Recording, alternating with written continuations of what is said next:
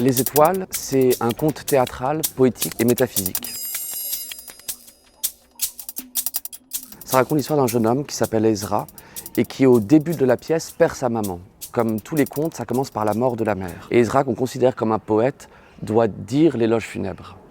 Mais le jour des funérailles, il perd les mots, il perd ses mots. Il y a alors une terrible inondation, tout le village est recouvert comme un lac de chagrin, avec le sommet des maisons comme des îlots sur ce lac. Et Ezra va s'enfermer dans sa chambre, et dans cette chambre, il va entreprendre un voyage poétique et métaphysique jusqu'aux étoiles pour retrouver les mots qu'il a perdus. Alors Ezra, il entreprend un voyage sur son radeau-lit, accompagné de deux personnages qui sont les deux marionnettes de son enfance. Des marionnettes de bave et de papier. Une marionnette qui s'appelle Coagun-Datapapo et qui est une sorte de déesse de la mer qu'il a inventée, et une autre marionnette qui est Dionysos, le dieu du théâtre. Et avec ces deux marionnettes de l'enfance, il va traverser les espaces et traverser les temps. Je pense que Les Étoiles est une pièce que je dirais une pièce baroque, parce qu'elle va dans tous les sens, et c'est une pièce qui, en effet, pose la question du temps, la question de la diffraction du temps. Moi, c'est une question qui me passionne parce qu'il arrive dans la vie que l'on se retrouve avec nous-mêmes enfants. Il arrive aussi même, je crois, dans la vie que l'on se retrouve avec nous-mêmes vieillards.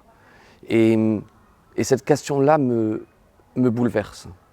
Et quand je me suis lancé dans l'écriture des étoiles, c'était dans ma maison d'enfance, au bord de la mer, là où j'avais passé une grande partie de mon enfance. Et je me souviens que j'avais la sensation, pendant un mois d'écriture, enfermé dans une maison, au bout d'un moment, d'être avec moi-même, petit Simon de 6 ans. C'est une pièce qui vient tisser deux mondes. Un monde réel où on voit la petite famille qui continue à vivre, et puis un monde métaphysique et poétique où on voit le voyage d'Ezra jusqu'aux étoiles. Pour pouvoir montrer ce monde onirique, c'est comme une petite boîte à musique. Une petite boîte à musique où les accessoires sont essentiels.